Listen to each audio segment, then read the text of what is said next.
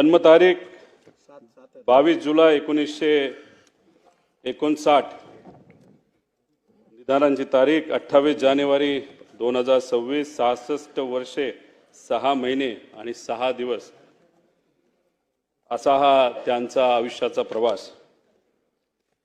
पायाखालची जमीन सरकणे काय असते ते 28 जानेवारीला आम्ही सर्वांनी तिथं अनुभवलं।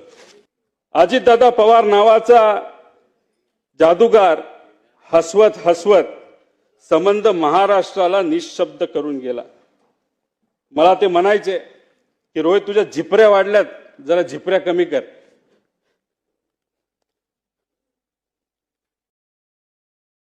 त्या दिवशी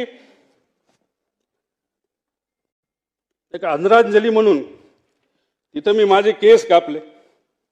ते मला म्हणायचे तू जरा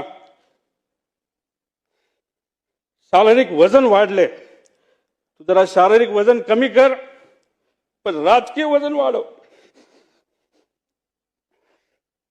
मी नुसतं म्हणायचो हो करतो, पण मी त्यांना शब्द देतो की माझी हेअरस्टाईल मी अशीच ठेवेल, शारीरिक वजन कमी करेल, राजकीय वाढवेल, पण एक गोष्ट मात्र खरी, ते मला म्हणायचे वरचं बटन वरपर्यंत लावत जा, पण काकांना एक सांगायचे 40-50 वर्षानंतर मी जेव्हा तुम्हाला भेटेल तोपर्यंत मी बटन असंच उघडे ठेवणार, त्यावेळेस मात्र तुम्हाला भेटल्यानंतर हे बटन मी त्या ठिकाणी लावेल, कारण शेवटी हे बटन असं ठेवल्यानंतर तुमची आठवण त्या ठिकाणी मला नक्कीच त्या ठिकाणी येईल।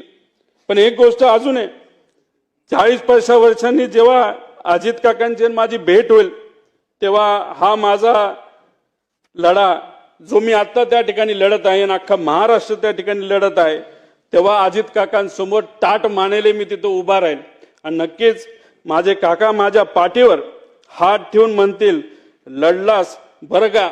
आणि या गोष्टी ऐकण्यासाठीच हा जो छोटासा लढा पण महत्वाचा लढा त्या ठिकाणी मी व सर्वांनी तिथं हातात घेतलाय, तो पूर्ण केल्याशिवाय राहणार नाही। आणि दादांच्या अपघातात जो कोणी जबाबदार असेल, जो कोणी दोषी असेल, त्याला तुरुंगात टाकल्याशिवाय आणि शिक्षा दिल्याशिवाय आम्ही तर त्या ठिकाणी शांत बसणार नाही।